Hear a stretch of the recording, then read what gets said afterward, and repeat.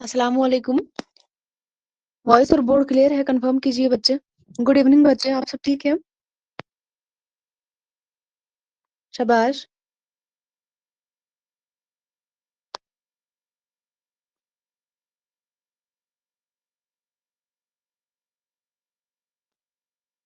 Very good. हाँ, तो आप हेडिंग डालिए। हमने अकबर इलाहाबादी के हवाले से हम इनकी हालात ज़िंदगी और अदबी खिदमात को जो है आज हम जायज़ा लेंगे। उनके कारनामे आज हम पढ़ेंगे। तो हेडिंग डालिए अकबर इलाहाबादी के कारनामे। शाबाश। और इससे पहले मैं आपको एक क्वेश्चन जो है पूछना चाहती हूँ आप सभी से। क्लास से कोई नहीं जाएगा।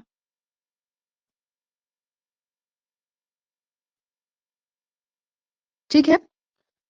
तो आप मुझे सभी लोग बताइए जो हमने यूनिट 8 पढ़ा था ना, जो जून वाले सेशन में बच्चों का एग्ज़ाम था, उसमें हमने थोड़ा-सा पढ़ा था, थोड़ा-सा ऊपर-ऊपर से ही हमने पढ़ा था।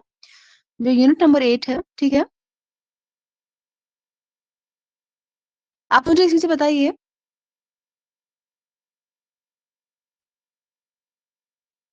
जिसको मैं बताऊँगी जवाब वही देगा, ठीक है? सब लोग आंसर नहीं करेंगे, जिसे मैं क्वेश्चन पूछूँगी, आंसर वही करेगा, ठीक है? वॉइस क्लियर है ना? एक बार बता दीजिए फिर से।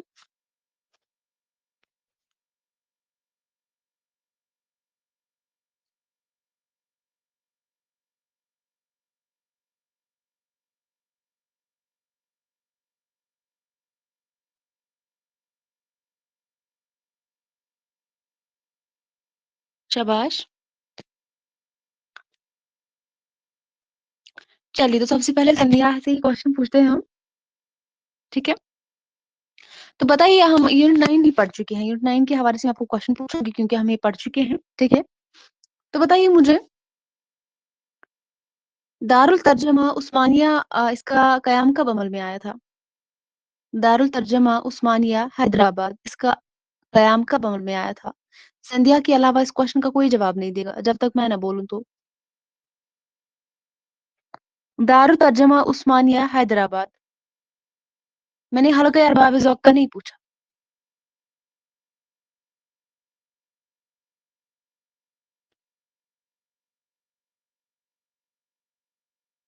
चलिए रीबा आप बताइए।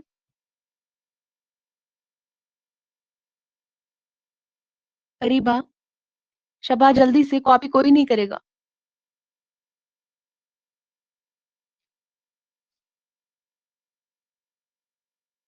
वेरी गुड, वेरी गुड शाबाश।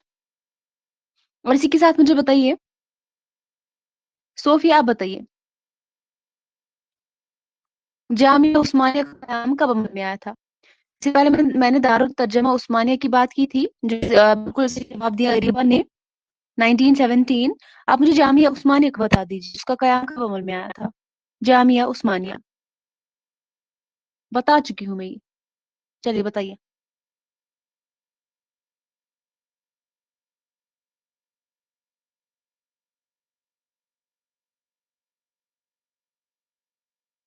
फटाफट से जवाब दीजिए, कॉपी करने की ज़रूरत नहीं है, अगर पता हो तो बता दीजिए। कॉपी कोई नहीं करेगा। जैसे संध्या ने बोला मुझे पता नहीं है, याद नहीं आ रहा है, तो बिल्कुल इसी तरह अगर आपको भी नहीं आ रहा है तो बता दीजिए। अच्छी बात है, एग्ज़ाम है आपका तो याद क्यों रखना है? याद क्यों रखेंगे आप? अरीबा आप बताइए। Areeba, very good, 1918। तब मैंने याद करके बोला था एग्ज़ाम में जून वाला जो पेपर हुआ था, उस क्वेश्चन में एक क्वेश्चन पूछा गया था, तो बताया गया था जो दारुल तर्जुमा उस्मानिया है, इसका क़याम कब अमल में आया था? तो ऑप्शन में 1917 भी था, ऑप्शन में 18 भी था, 19 भी था और 20 भी था। कुछ बच्चों ने 18 कर दिया था। उनको गलत हो गया था, उन्होंने दारुल तर्जुमा उस्मानिया की बजाय जामिया उस्मानिया उनको एक ही लगा था। जबकि दारुल तर्जुमा उस्मानिया अलग है और जामिया उस्मानिया अलग है। दारुल तर्जुमा उस्मानिया हैदराबाद इसका क़याम अमल में आया था 1917 में और जामिया उस्मानिया का क़याम अमल में आया था 1918 ईस्वी में। समझ में आया?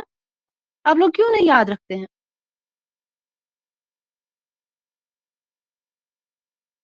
ये तो हम फिर जो है कुछ दिन पहले ही पढ़ चुके हैं, तो बाकी तो मैं क्या ही बताऊँ जो हमने पढ़ा नहीं है अभी तक, वो आपने क्या पढ़ा होगा फिर?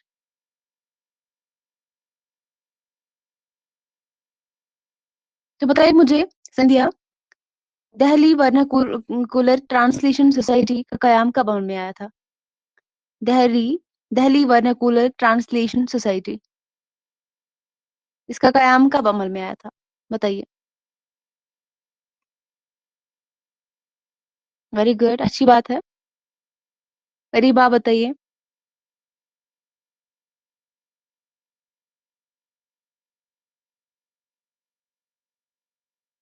इसका मतलब आप नहीं पढ़ते हैं फिर। वेरी गुड अरीबा, 1843 में। Very good. तो कोई मुझे बता सकता है अंजुमन पंजाब लाहौर का कयाम कब अमल में आया था?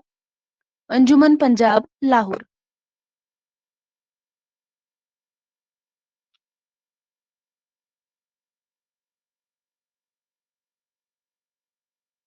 अंजुमन पंजाब लाहौर बच्चे, जवाब दीजिए सभी लोग।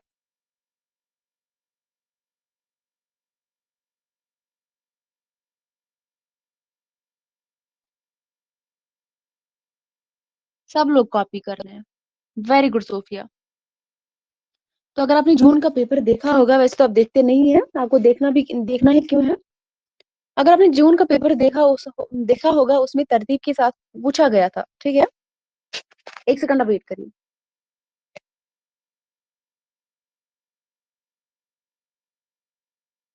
हाँ, तो क्या बता रही थी, क्वेश्चन क्या पूछा गया था, इन इदारों के हवाले से क्वेश्चन पूछा गया था, किसका कयाम कब अमल में आया था? तो ऑप्शन में ओरिएंटल कॉलेज, ठीक है, जिसको आप एमएओ भी बोलते हो, ठीक है, लाहौर।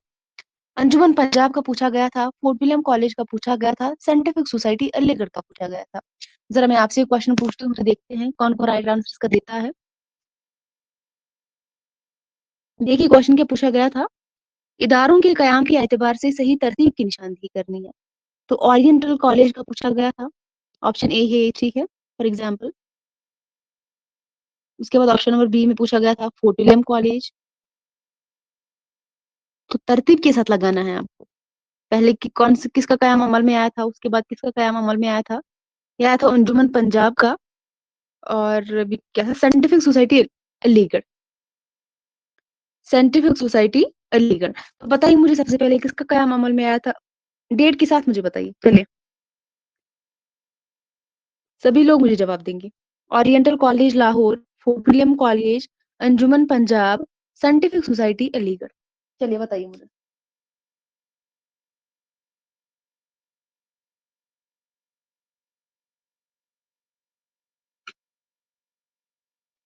क्या फायदा आपको पढ़ने का जब आप पीछे वाला याद नहीं रखते हैं?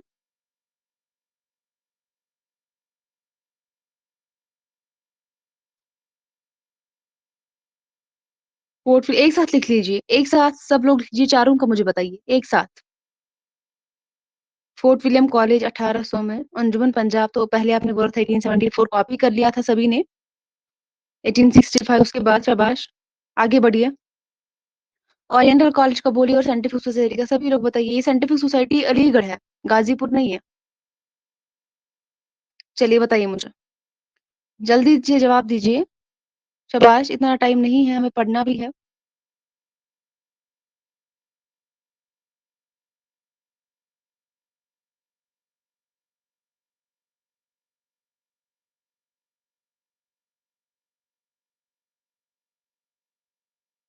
चलिए संध्या, माइक को ऑन कीजिए। माइक को ऑन कीजिए, इस तरह नहीं बोलना है। चलिए आप लोग कॉपी करते हैं। बहुत हो गया अब। आपका एग्जाम है, करेंगे क्या आप? सबसे पहले मुझे बताइए, फॉर्म किस किस ने फिल किया है? फॉर्म किस किस ने फिल किया है? अच्छी बात है, पढ़ना क्यों है? पढ़ा भी है हमने, फिर भी आप खुद से पढ़ते नहीं है ना, आप वो याद रखते हैं जो आप पढ़ते हैं। और किसका हो गया है, शाबाश, बताइए मुझे। किसी का फॉर्म पेंडिंग है अभी? आपको आज का दिन भी दिया गया था। मुझे बताइए फिलहाल, मैंने कुछ नहीं लिखा है स्क्रीन पे, मुझे बताइए फिलहाल। स्क्रीन का बाद में देख लेंगे। किसी का फॉर्म पेंडिंग है अभी? अब्दुल बच्चे, आपका हो गया? आपका हो गया?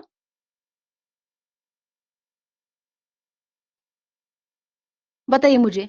संध्या, माइक को ऑन कीजिए।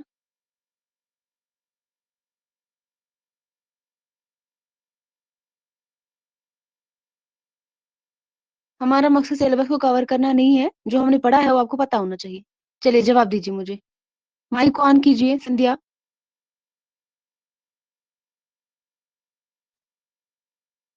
आपकी एग्जाम में 20 दिन बचे हैं, तो क्या करेंगे आप वहां पे फिर? माइक को ऑन कीजिए। बताया ना एक बार।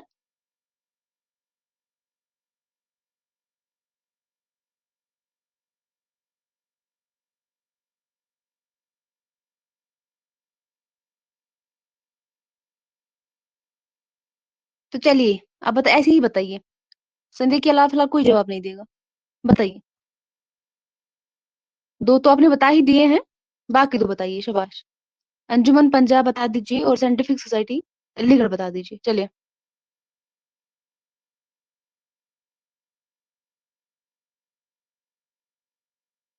चलिए अब्दुल, आप बताइए। माइक को ऑन करके।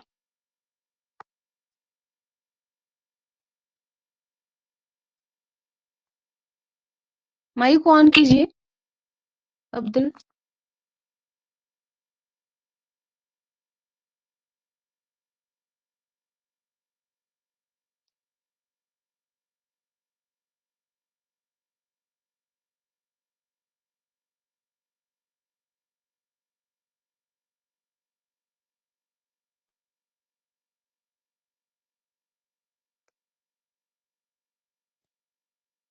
सबको क्यों इशू आ रहा है फिर?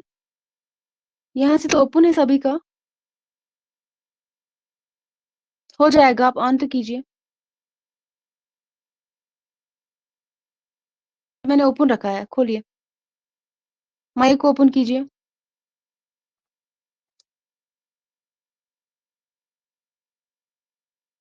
बहुत टाइम हो गया है, शाबाश, जल्दी से। इतना टाइम नहीं है।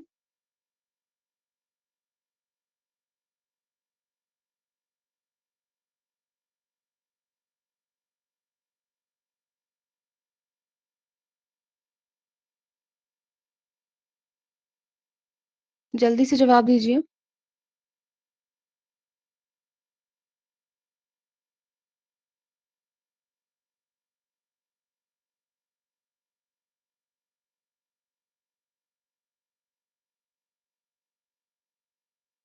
शाबाश। मैं देखना चाहती हूँ कौन कौन कितना पढ़ता है, आज मैं देखूंगी। आप लोग पढ़ते जा रहे हैं, पढ़ते जा रहे हैं, पीछे तो आपको कुछ याद ही नहीं है। क्या फायदा है आपको ये पढ़ने का?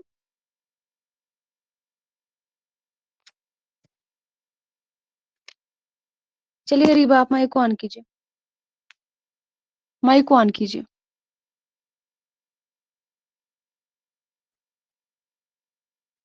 फोर्ट विलियम कॉलेज 1800 में। दिल्ली कॉलेज का नहीं पूछा मैंने ऑप्शन 4 बताए, उनका बता दीजिए। मैंने जो 4 ऑप्शंस दिए हैं उनका मुझे बताइए रीबा। माइक को ऑन करके, ऐसे नहीं। माइक को ऑन कीजिए।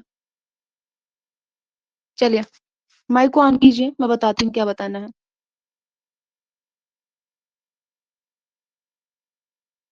माइक को ऑन कीजिए, गुस्सा मत दिलाई मुझे, कितनी बार बोला मैंने। अरे वाह, माइक को ऑन कीजिए।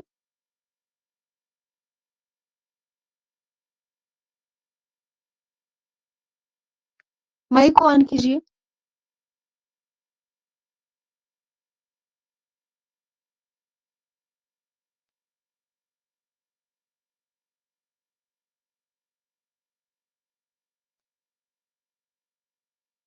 आप सभी की माइक क्यों नहीं ऑन हो रही है?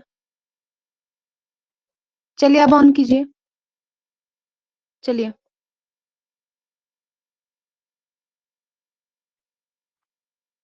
माइक को ऑन कीजिए।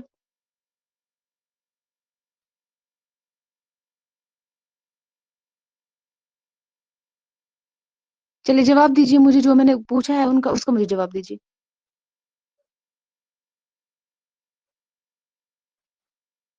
फिर क्यों नहीं माइक ऑन हो रहा है? यहाँ से तो सबका क्लियर है।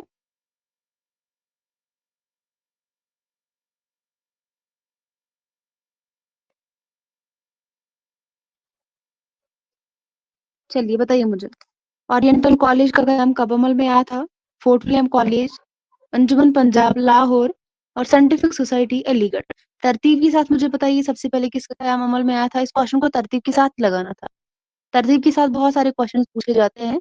आपसे याद नहीं हो रहा है जो हमने पढ़ा है, तो जो हमने पढ़ा नहीं है वो क्या आप याद करेंगे?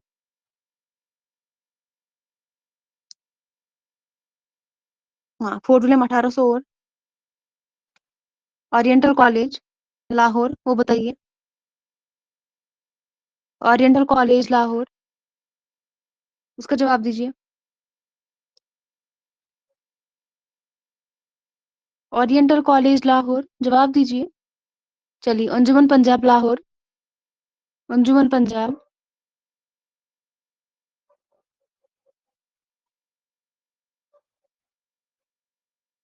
फटाफट से जवाब दीजिए, टाइम बहुत हो गया है। अंजुमन पंजाब,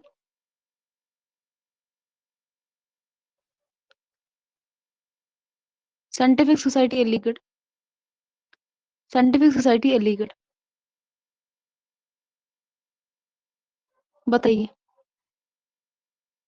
अलीगढ़ का मैंने बोला, मैंने गाजीपुर का नहीं बताया। साइंटिफिक सोसाइटी गाजीपुर है 1962। मैंने अलीगढ़ बताया। कितनी बात बताऊं मैं? हमको कोई फर्क नहीं लग रहा है इसमें।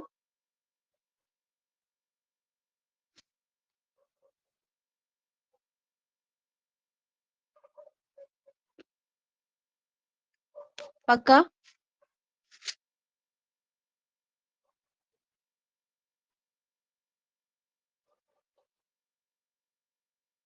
अब्दुल बताइए मुझे। कैरी मैंने सही लिखा है साइंटिफिक सोसाइटी अलीगढ़ का?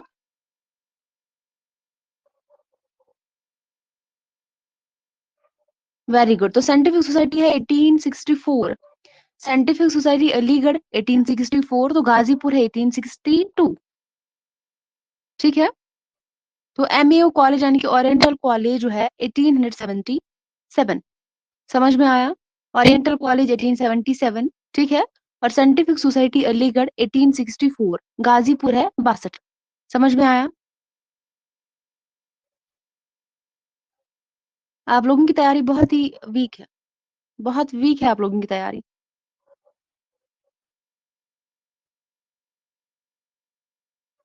अब आप फैसला करिए आपको क्या करना है। जो हमारा सिलेबस पेंडिंग है उसको पढ़ना है, या जो हमने पढ़ा पढ़ा है उसको रिवीजन करना है ऐसे क्वेश्चंस के तौर पर। बस 20 दिन आपके पास बचे हैं, वो भी पूरे नहीं है। पता नहीं आपका पेपर किस दिन होगा। बताइए मुझे।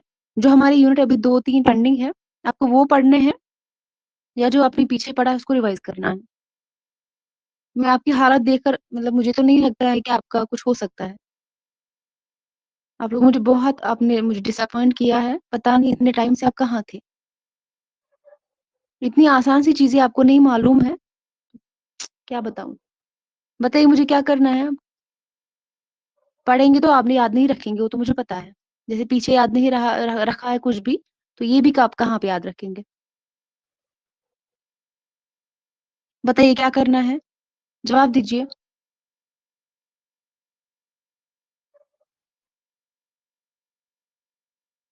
सब लोग जवाब दीजिए मुझे। तो फिर मैं काम करूंगी, मेरे ख्याल से जो हमने अभी पढ़ा नहीं है उसको, उसके भी मैं एमसीक्यूज जो है बनाऊंगी, फिर क्लास में वो भी हम करेंगे। क्योंकि अगर हम ऐसे पढ़ने बैठेंगे तो मेरे ख्याल से तो सिलेबस भी कवर नहीं होगा, और जो आपने पीछे पढ़ा है वो भी कवर नहीं होगा। अगर हमने फॉर एग्जाम्पल यूनिट नंबर 9 पढ़ा है, तो बहुत मुझे टेंशन हो रही है आप लोगों की हालत देखकर। जो हमने यूनिट नंबर 9 पढ़ा है, फॉर एग्जाम्पल मैं ऐसे बताऊंगी, तो 100 सवालात या 50 सवालात में लेकर आऊंगी, या 50 सवालात, ठीक है, एक क्लास में हम 50 सवालात तो कर ही लेंगे। तो 50 सवालात में लेकर आऊंगी, ठीक है। तो उनको हम हल करेंगे अपनी क्लास में, चाहे 1 घंटे से ज़्यादा भी हमारी क्लास अगर चलेगी, तो ठीक है। तो हम 10 दिन यही करेंगे, अगर 15 दिन भी लगेंगे जब तक हमारा एग्ज़ाम है, तो हम ऐसे क्वेश्चंस करेंगे, ठीक है। एक यूनिट का 1 दिन करेंगे, और दूसरे दिन दूसरे यूनिट का करेंगे, और जो हमारे फिर 2-3 यूनिट्स बचते हैं, उनको हम 2-2 दिन देंगे, ठीक है। फॉर एग्जाम्पल अगर आपका नज़्म का पोर्शन आपके निसाब में है, तो नज़्म अभी हमारा पेंडिंग है, उसको हम 2 दिन देंगे। जो नज़्में आपके निसाब में शामिल है या जो एग्जाम्स में आती है, उनको हम कर लेंगे, ताकि आपका अगर एग्जाम में वहां से क्वेश्चन आएंगे, डेफिनेटली आते हैं, तो वो भी आपसे छूट नहीं जाना चाहिए, जाने चाहिए। तो बताइए मुझे।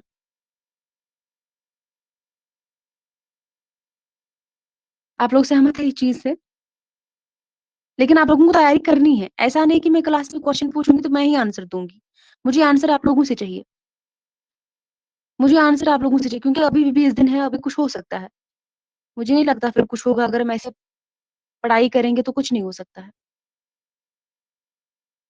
अब्दुल आपको समझ में आ रही है ना बात? अगर आपने फॉर्म को फिल किया है तो कुछ करना है ना? इतनी सर्दी में आप एग्ज़ाम देने जाएँगे, मतलब इतना या तो सुबह की शिफ्ट में होगा या तो शाम की शिफ्ट में होगा, इतनी दिक्कत आपको जो है वहाँ पर देखने को मिलेगी, तो फिर भी आप इतनी आसानी से एग्ज़ाम देने जाएँगे तो क्या होगा? वहाँ पे इतने सारे बच्चे होते हैं जो मतलब दिन-रात मेहनत करते हैं, उन बच्चों का कुछ नहीं होता है। तो आप ऐसे ही जाएँगे तो कैसे चलेगा? इस बार आपका मौका है, मैं बता रही हूँ। मौका है इस बार, अगली बार से मुझे नहीं पता क्या होगा। एनडीए का तो कोई पता नहीं चलता है, क्या कर देते हैं। अभी भी 20 दिन बचे हैं, मेहनत कीजिए। चलिए मैं काम करती हूँ, कल हम स्टार्ट करते हैं नंबर 10 से स्टार्ट करते हैं, ठीक है? पीछे से ही आएँगे। यूनिट नंबर 10 से हम कल स्टार्ट करेंगे। मैं उसके हवाले से सारे क्वेश्चन्स जो है, वो तो मुझे पहले बनाने हैं, ठीक है? तो मैं काम करूँगी, वो क्वेश्चन आपके लिए मैं बनाऊँगी, तो उसके बाद हम क्लास में उनको डिस्कस करेंगे, लेकिन आप पढ़ के आएँगे। जो हमने यूनिट नंबर 10 पढ़ा है, आप पढ़ के आएँगे, मैं क्वेश्चन पूछूँगी, जिससे मैं पूछूँगी उसको पता होना चाहिए। उस तरह आप मेहनत भी करेंगे, ठीक है? तो उसके बाद जो नेक्स्ट डे आएगा, उसके दिन हम नाइ यूनिट नंबर 9 को करेंगे, इसी तरह 8 को करेंगे, ठीक है? हमने 8 को पढ़ा नहीं है, उसको 2 दिन देंगे, इस तरह हमारा वो भी क्लियर हो जाएगा। समझ में आया? समझ में आया? क्योंकि इस तरह आप याद करेंगे, अगर unit number 1 for example unit number 10 को हम कल क्वेश्चन उसके हवाले से करेंगे, तो आपके ज़हन में सारी चीज़ें बैठ जाएँगी ऐसे। तो 10-15 दिन हम ऐसे ही करेंगे, फिर अगर टाइम मिलता है तो पीवाईक्यू सॉल्व करेंगे 2-3 दिन फिर, 5 दिन कुछ पेपर्स हम वो भी सॉल्व करेंगे, जैसे कि जून का पेपर हुआ था, जून के बाद जो फिर से एग्ज़ाम हुआ था वो करेंगे, जो दिसंबर में हुआ था वो करेंगे, जून वाला पेपर वो करेंगे, तो इस तरह आपकी तैयारी अच्छे से हो जाएगी फिर। और फर्स्ट पेपर का भी कर लीजिए, उसका मुझे नहीं पता आप लोग क्या कर रहे हैं उसका आप देख लीजिए, टाइम दीजिए उसपे भी। आप सभी लोग तैयारी करके आएँगे, कोई मुझे मुझे जो भी आज बच्चे क्लास में हैं, एब्सेंट मुझे कोई नहीं चाहिए यहाँ से। मैं नोट करके रखूँगी कौन-सा बच्चा आज क्लास में था, ठीक है? कल सभी आपके क्लास में होने चाहिए। मैं यूनिट के हवाले से यानी कि यूनिट नंबर 10 के हवाले से याद रखिएगा, फिर मुझे नहीं बताना कि मुझे पता नहीं था। यूनिट नंबर 10 के हवाले से मैं कुछ क्वेश्चन्स लेकर आऊँगी, ठीक है? जो हमने पढ़ा है, आपको फिर से रिवाइज़ करना है, खुद से एक्स्ट्रा पढ़ना है, मैं क्वेश्चन्स पूछूँगी। जिससे मैं पूछूँगी उसको पता होना चाहिए। क्लियर हुआ? हाँ, तो इस तरह हम 10-15 दिन ही करेंगे, उसके बाद पीवाईक्यूज़ भी सॉल्व करेंगे कुछ। तो चलिए फिलहाल कुछ क्वेश्चन्स कर लेते हैं, क्योंकि बहुत टेंशन हो रही है मुझे आप लोगों को देख के। ठीक है? फिर क्वेश्चन्स पूछूँ मैं?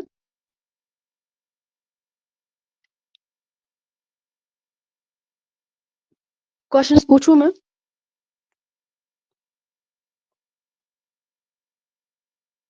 चलिए बताइए मुझे। सभी लोग मुझे जवाब देंगे, चुप कोई नहीं बैठेगा, ठीक है? तो एग्ज़ाम में एक पेपर में एक क्वेश्चन पूछा गया था जो कि मैंने आपको बताया बताया भी था। शिबली नौमारी के हवाले से कुछ तसनीफ़ात दी गई थी और हाल ही की कुछ तसनीफ़ात दी गई थी, उनको तरतीब के साथ लगाना था, ठीक है? या मैं बता दूँ शेरुल अजम के हवाले से क्वेश्चन पूछा गया था। तो बताइए मुझे शेरुल अजम में कितनी जिल्दें हैं? शेरुल अजम जो तसनीफ़ है, ये मुझे बताइए किसकी है और ये कितनी जिल्दों में है? चलिए,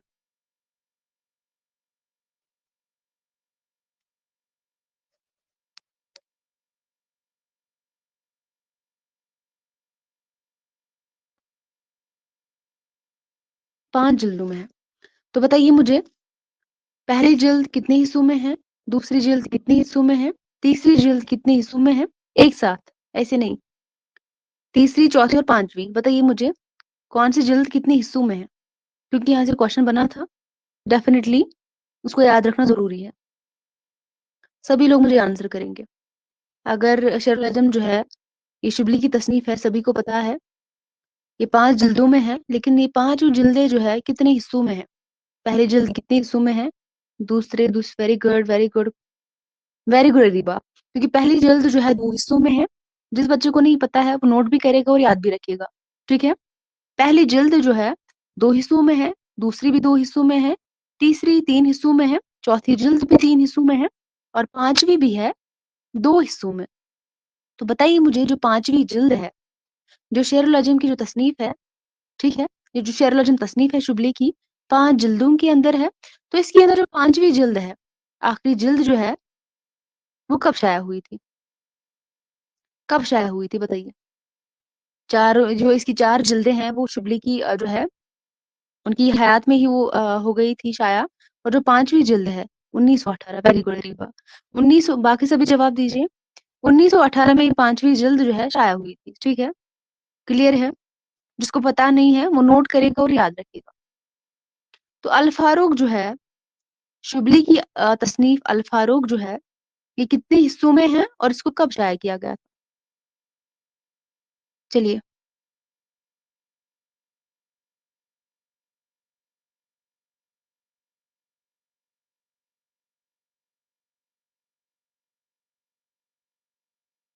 वेरी गुड यानी कि 1914 में उनकी वफ़ात हुई थी यानी कि शुबली की भी और हाली की भी। और वफ़ात के 4 साल बाद इसकी 5वीं जिल्द को शाया किया गया था। तो वेरी गुड अल फारूक जो है 2 हिस्सों में है, इसको कब शाया किया गया था बताइए? इसको कब शाया किया गया था? क्योंकि एग्ज़ाम में इस बार क्वेश्चन बना था हयात-ए-सादी, यादगार-ए-गालिब, हयात-ए-जावेद और अल फारूक इनको तरतीब के साथ लगाना था।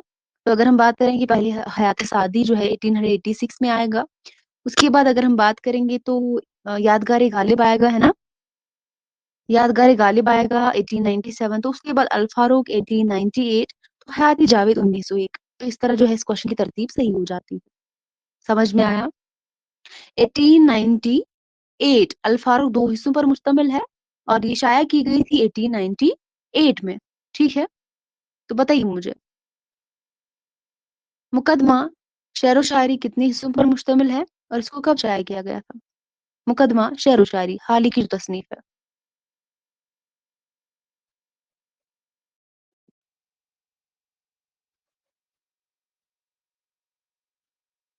सभी लोग आंसर करेंगे, शाबाश।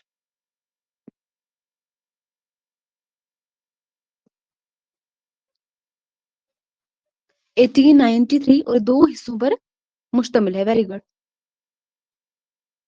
शाबाश बच्चे।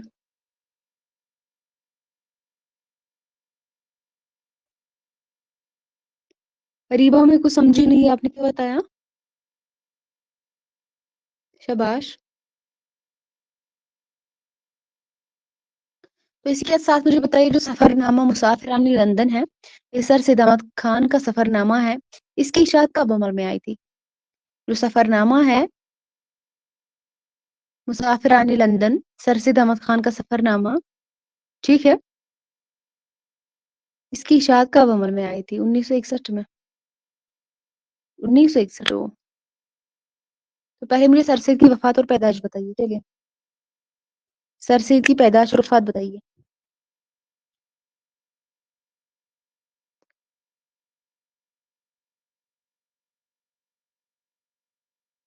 सब लोग जवाब दीजिए। Very good. सोफिया 93 नहीं है, 98 है। रीबा गलत क्यों लिख रही हैं आप? सोफिया कॉपी क्यों किया आपने?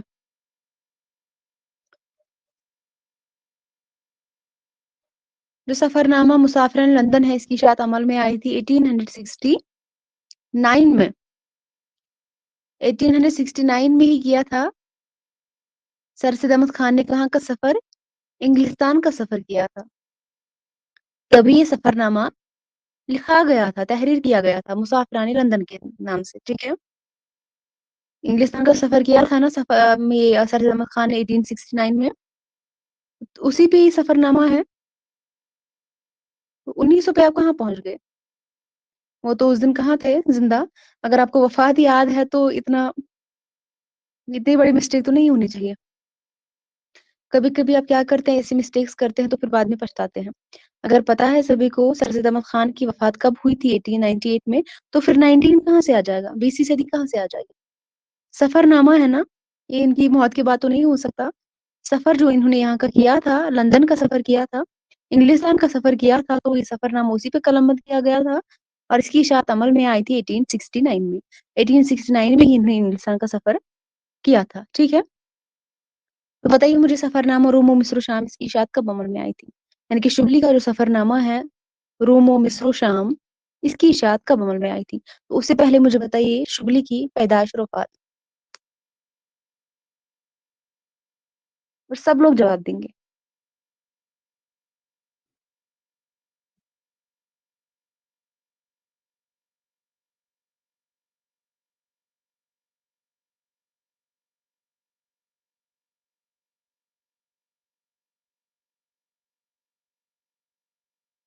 अब्दुल आप जवाब क्यों नहीं दे रहे हैं किसी क्वेश्चन का? आंसर क्यों नहीं कर रहे हैं आप? क्या बात है? अगर सब लोग आंसर कर रहे हैं तो आप क्यों चुप हैं?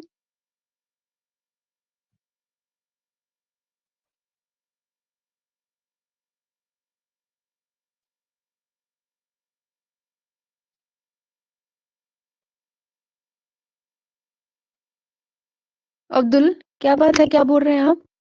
मैं समझी नहीं। फिर से बताइए क्या बोला आपने?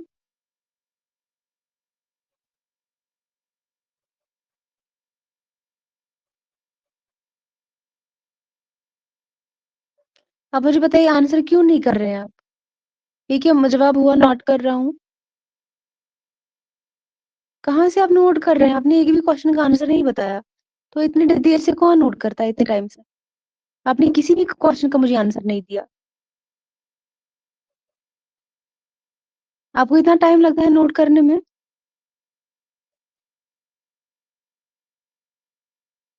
तो शुबली की अगर हम बात करेंगे इनकी पैदाइश 1857 में पैदा हुए थे। 1940 में 14 में इनका इंतकाल हुआ था और इनकी जो इस सफरनामे की इशाअत अमल में आई थी 1894 में। Very good.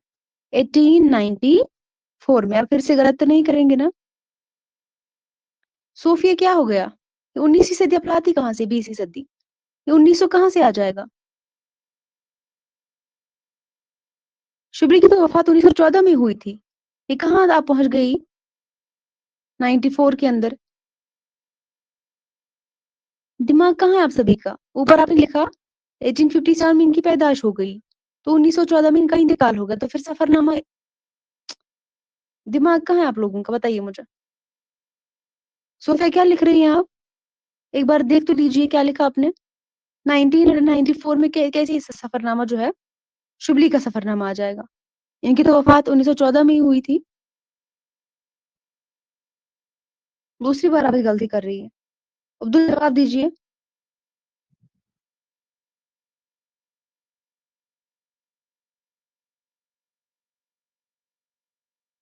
किसी भी क्वेश्चन का आपका आंसर नहीं आ रहा है। अगर हाथों में मेहंदी लगी है तो फिर क्लास से जाइए, एंजॉय कीजिए।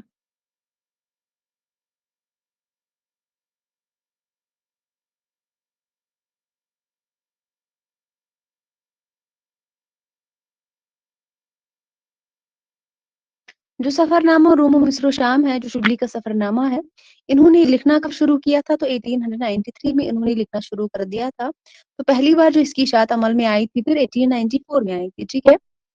और इन्होंने ये सफर कब शुरू किया था? ये सफर के लिए कब निकले थे? सफरनामा रोमो मिस्रो शाम जो है, जो कि सफरनामा है शुबली नोमानी का, ये सफर के लिए कब निकले थे? 1892 में शुबली सफर के लिए निकले थे और 93 में फिर इन्होंने इसको लिखना शुरू कर दिया था और शाया कब हुआ? 94 में। क्लियर हुआ? क्लियर हुआ सभी को? आप याद रखेंगे और लिख के रखेंगे। चलिए बताइए, जो शुबली की तसनीफ है अल मामून, अल मामून जो तसनीफ है शुबली की, ठीक है, इसकी पहली इशाअत कब अमल में आई थी? पहली इशाअत मैंने बताया, पहली इशाअत इसकी कब अमल में आई थी? चलिए जवाब दीजिए मुझे। लोग आंसर करेंगे।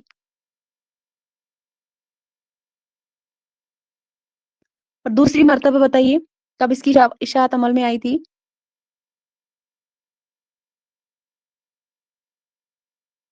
पहली बार 1887 में और दूसरी बार 1880 98 नहीं बचे 99 में। 2 साल बाद 99 में।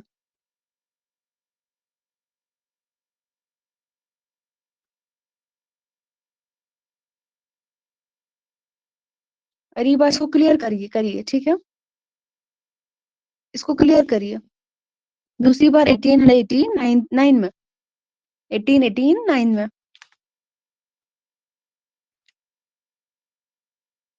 पहली बार 1887 में और दूसरी बार 2 साल बाद 89 में। अदनान, आप अभी तक कहाँ थे? अगर आप क्लास में एक बार जुड़ गए थे तो आप कहाँ गए थे फिर? आपको क्या लगता है? मैम की नज़र यहाँ पे नहीं होती है। आप एक बार क्लास में जुड़ गए थे फिर। कहाँ गए थे फिर आप? क्लास क्यों लीव किया आपने?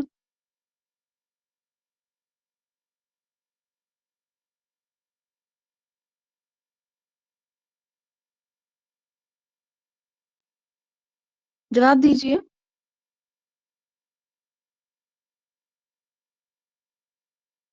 क्लास में आप एक बार जुड़ गए थे, फिर लीव क्यों किया क्लास को? ये मुझे बताइए, इसका जवाब दीजिए। आप लोग मज़े से आते हैं क्लास में।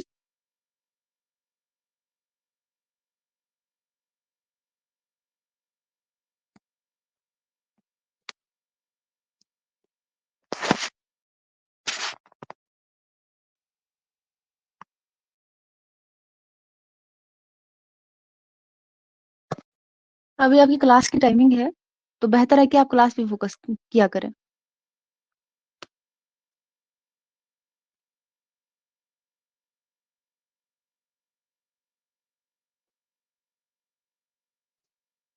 तो जितना मैंने पढ़ाया है इन सभी से मैंने क्वेश्चन किए हैं, तो इनसे मुझे कोई भी जवाब नहीं मिला, तो मुझे लगता है कि फ़ुज़ूल है, ठीक है?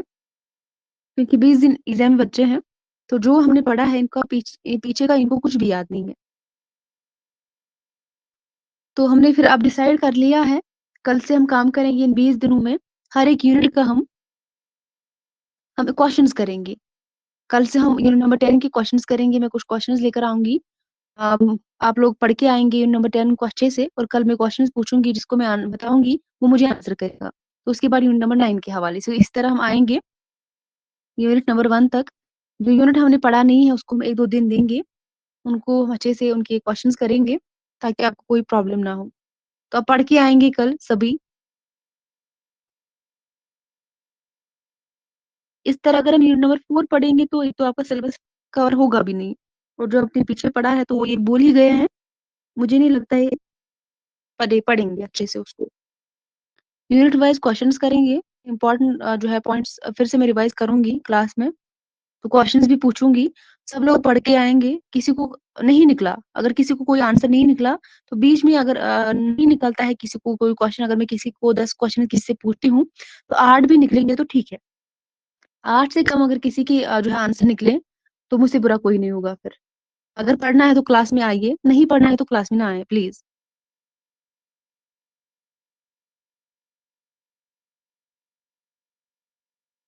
कुछ दिन पहले ही हम यूनिट नंबर 9 को पढ़ चुके हैं, तो इसमें से आपको जो मैंने क्वेश्चन पूछे हैं, तो वो आपको पता नहीं है। तो जो सोचो जो आपने हमने नंबर फर्स्ट पढ़ा था, उसके बाद जो नंबर हमने 3 पढ़ा था, 10 पढ़ा था, बाकी जो हमने पढ़े थे 7 पढ़ा था, वो आपको कहाँ याद होंगे? मुझे तो ऐसा कुछ नहीं लगता फिर। तो कल काम सभी करेंगे, जितने भी बच्चा क्लास में हैं, सभी कल क्लास में आएँगे, पहली बात। और दूसरी बात, कल हम यूनिट नंबर 10 के हवाले से जो मैं क्वेश्चन्स लेकर आऊँगी, मैं जिसको क्वेश्चन पूछूँगी वो मुझे आंसर करेगा। जिस बच्चे को नहीं पता होगा वो नोट करेगा और फिर से उसको रिवाइज़ करेगा। अगले दिन हम दूसरे यूनिट के हवाले से क्वेश्चन्स करेंगे। अभी भी आपके पास 10-15 दिन है, 20 दिन है, तो मेहनत कीजिए प्लीज़। और आप सभी को पता है अब जो है तरतीब के साथ एग्ज़ाम में क्वेश्चन बनने लगे हैं, बहुत ज़्यादा आते हैं। इससे पहले क्या आता था, वफ़ात और पैदाइश के हवाले से क्वेश्चन पूछे जाते हैं। अब जो तसनीफ़ात है, चाहे वो किसी की भी हो, उनकी इशात पूछी जाती है, या सफ़रनामों के हवाले से हो, रिसाले हों, महानामे हो, वो भी हम करेंगे, ठीक है? वो भी हम करेंगे। और या कोई भी इदारे हों, जैसे मैंने यूनिट नंबर 9 के हवाले से कि जून में पेपर में एक क्वेश्चन बना था, जो आप किसी को नहीं निकला आप में से, तो वैसे क्वेश्चन बनते हैं, ठीक है? और आपको ये भी पता होना चाहिए कौन-सी किताब कितने जिल्दों के अंदर, जो मेन है वो आपको याद रखना है। जैसे कि कलीमुद्दीन अहमद की एक तसनीफ़ है उर्दू शायरी पर एक नज़र, बताइए मुझे वो कितने जिल्दों में है? उर्दू शायरी पर एक नज़र, शाबाश!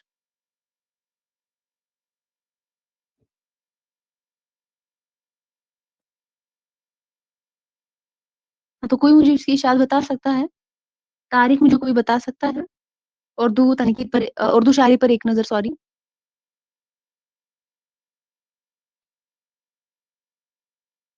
नहीं तो 1940 है।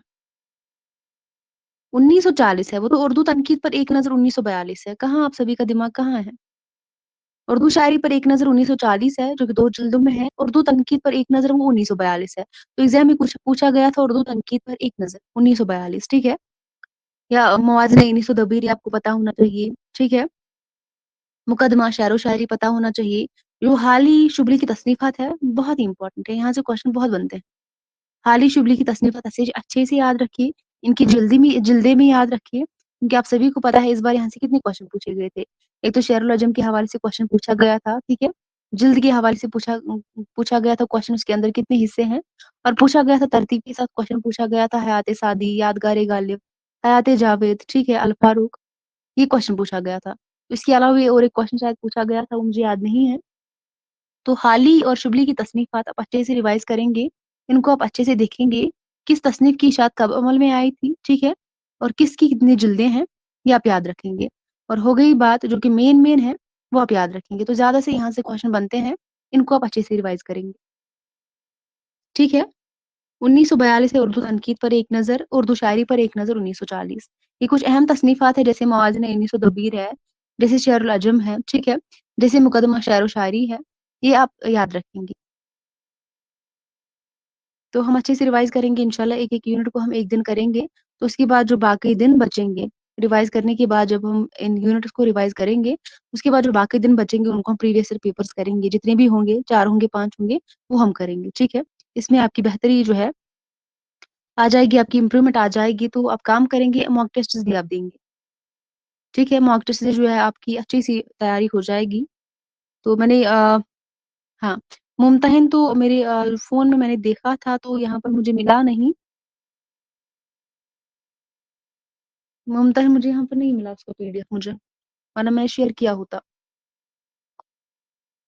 एमसीक्यू ज़्यादा से ज़्यादा प्रैक्टिस कीजिए, पीवाईक्यू ज़्यादा से ज़्यादा प्रैक्टिस कीजिए, ठीक है?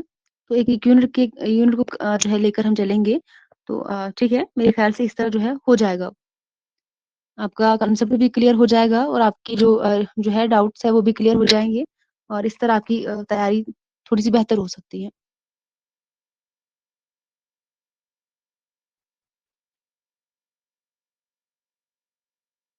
समझ में आया? समझ में आया या नहीं आया अभी भी बताइए? तो एग्ज़ाम में और एक बार इस बार जो रिसालों और महानामों के हवाले से एग्ज़ाम में क्वेश्चन बना था, तो मुझे थोड़ा-सा याद है, पूरा मुझे याद नहीं है। अगर आपने प्रीवियस ईयर पेपर देखा होगा, तो एग्ज़ाम में जो सबरस पूछा गया था, ठीक है? जो महानामा पूछा गया था, वो मुझे बताइए किसका है? सबरस किसका है?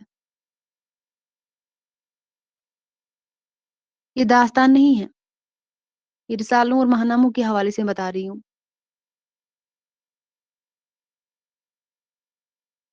बताइए।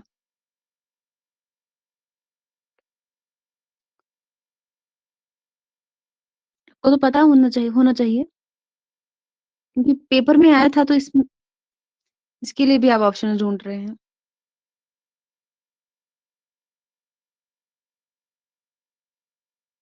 महिदीन कादरी ज़ोर, वेरी गुड। एग्ज़ाम में एक तो पूछा गया था सबरस के हवाले एग्ज़ाम में क्वेश्चन बना था और आजकल के हवाले से क्वेश्चन बना था, जो कि जोश का है, ठीक है? तो एग्ज़ाम में और साकी, बताइए मुझे साकी किसका है?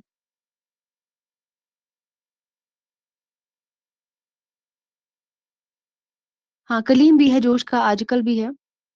लेकिन एग्ज़ाम में आजकल से क्वेश्चन पूछा गया था।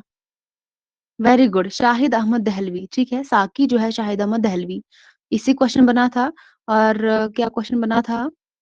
2-3 क्वेश्चन बने थे इस बार भी रिसालों और महानामों के हवाले से। जैसे क्वेश्चन बना था हमदर्द जो है, उर्दू अखबार, मोहम्मद अली जौहर का है, यहाँ से क्वेश्चन बना था। उर्दू गाइड के हवाले से क्वेश्चन बना था, ठीक है? ये कहाँ से निकलता है? तो उर्दू गाइड आप सभी को पता है कलकत्ता से निकलता है और ये किसका है?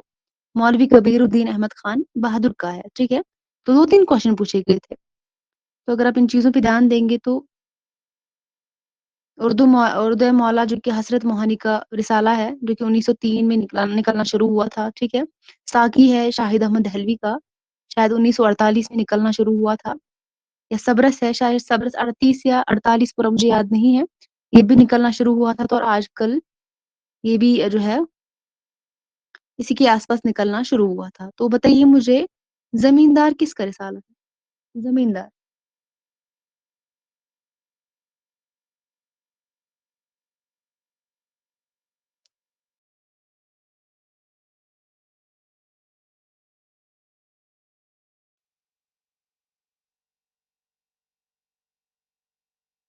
ज़फ़र अली खान का, वेरी गुड।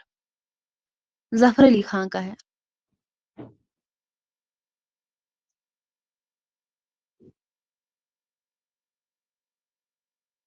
हाँ, तो ज़माना किसका है? ज़माना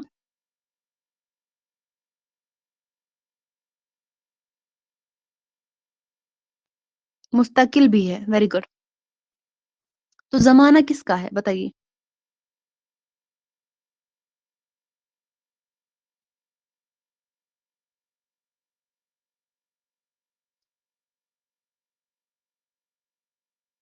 सैयद मोहम्मद खान का है। ऑप्शन मैं बता रही हूँ, ज़माना जो मैंने बताया है, सैयद मोहम्मद खान का है, शरर का है, जमील जालबी का है या बताइए जो है दिया नारायण निगम का है। बताइए चारों में किसका है? Very good. तो दिया नारायण निगम का है जो कि कानपुर से निकलता था। वेरी गुड अरीबा, कानपुर से। तो ये कुछ अहम रिसाले हैं, महानामे हैं जैसे कि साइंटिफिक ये जो तहज़ीबुल अखलाक है, असारुल सनादीद है, सबरस है, आजकल है, साकी है, उर्द मौला है, उर्दू गाइड है, हमदर्द है, सौगात है या ज़माना है, मखज़न है, दिलगुदाज़ है, ठीक है? ज़मींदार है। ये सारे के सारे आप याद रखेंगे, इनको हम रिवाइज़ भी करेंगे क्लास में और ये भी मैं आपको बताऊँगी कौन-सा रिसाला, कौन-सा महानामा किसका है और कब जारी किया गया था और कहाँ से जारी किया गया था। क्योंकि आगे डेफ़िनिटली यहाँ से क्वेश्चन बनेगा, क्योंकि 2 बार एग्ज़ाम में क्वेश्चन बना है यहाँ से। तो इस बार जून में भी एग्ज़ाम में क्वेश्चन बना है और इस बार भी एग्ज़ाम में क्वेश्चन बना है। इस बार 3 बने हैं। तो ज़ाहिर-सी बात है अब भी बनेंगे, ठीक है? और नया दौर है, नया अदब है, सारे हम डिस्कस करेंगे। हाँ, तरक्की पसंद है ये, वेरी गुड, नया अदब। और कोई मुझे बता सकता है नया जो है सौगात किसका है? सौगात, वेरी गुड, सौगात मुझे बताइए। ऑप्शन के अलावा आंसर नहीं मिल सक दे देंगे आप? इसके अलावा बताइए शाबाश। वेरी गुड, महमूद अयाज का है, जो कहाँ से निकलता था? जो कि कहाँ से निकलता था? देखिए अगर आपको 1-2 भी एग्ज़ाम में आपको जो है पता होंगे ना तब भी आपका क्वेश्चन सही हो जाएगा, चांसेस बहुत होते हैं। वेरी गुड, बैंगलोर से, ठीक है? चांसेस बहुत होते हैं, लेकिन इसके लिए आपको पढ़ना है, इस तरह नहीं चलेगा। तो चलिए हम इंशाल्लाह फिर कल से काम करेंगे नंबर 10 के हवाले से हर कोई पढ़ के आएगा, क्वेश्चन मैं पूछूँगी। अगर आपने फिर भी वही पढ़ा, फिर भी आपकी मैंने इम्प्रूवमेंट नहीं देखी आप लोगों में, तो जो है फिर आपको बैठने की ज़रूरत है घर में, काम करने की ज़रूरत है। और अब्दुल का मुझे कोई भी जवाब क्लास में नहीं आता है तो बस मुझे समझ नहीं आता है, या तो मुझे बोलना नहीं आता है या इनको समझना नहीं आता है, समझ भी नहीं आता है इनको।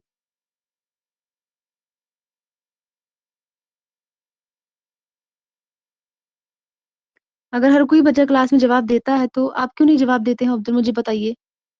मैं बहुत परेशान हूँ, आप कभी भी किसी भी क्वेश्चन का जवाब नहीं देते हैं।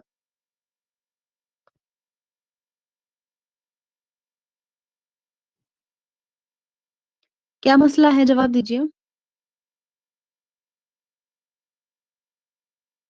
कोई मसला है क्या?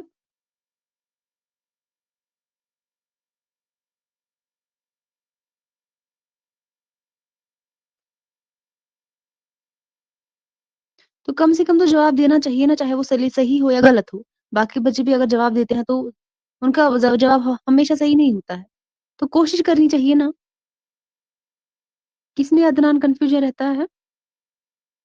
तो कोशिश कीजिए आंसर देने की। कल मैं क्वेश्चंस पूछूँगी, कल ऐसा नहीं चलेगा। अदनान कहाँ पे कन्फ्यूजन होता है ज़रा मुझे बताइए?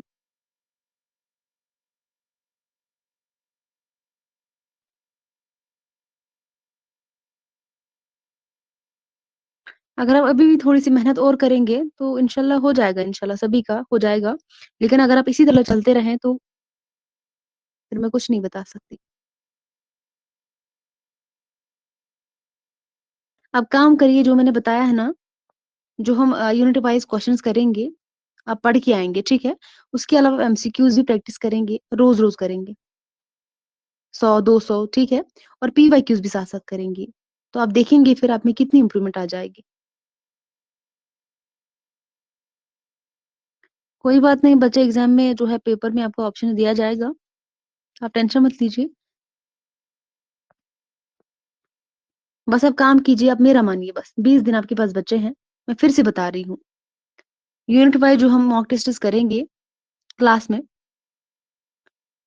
जो हमारे 10 यूनिट्स है, तो 10-15 दिन में हम कर लेंगे क्योंकि बीच में संडे भी आती है और एक यूनिट को हमें 2 किसी यूनिट को भी हमें 2 दिन भी लग सकते हैं, तो 15 दिन में इसको क्लियर हम कर लेंगे। आप एक-एक यूनिट को हर रोज़ पढ़ेंगे, अच्छे से पढ़ेंगे, हम क्वेश्चन्स यहाँ पे डिस्कस करेंगे, अगर किसी को बच्चे को नहीं पता है, तो नोट भी करेगा उसको, उस पॉइंट को और लिख लेगा और याद भी रखेगा, ठीक है? सभी को यहाँ से फ़ायदा ही मिलेगा। तो उसके अलावा जो एमसीक्यूज़ है, आप प्रैक्टिस वो भी करेंगे, पीवाईक्यूज़ है, वो भी प्रैक्टिस करेंगे। जो बाकी के 5 दिन हमारे पास बचते हैं, उनको हम 5 पेपर क्या करेंगे, हल करेंगे, ठीक है? तो इस तरह जो है इंशाल्लाह हो जाएगा फिर आपको आप टेंशन मत लीजिए लेकिन पढ़ना है। ज़्यादा से ज़्यादा टाइम आपको देना है, इस तरह नहीं चलेगा।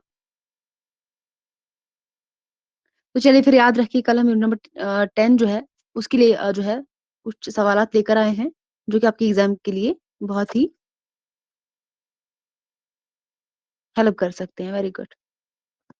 और कोई भी बच्चा कल क्लास में एब्सेंट नहीं बैठेगा।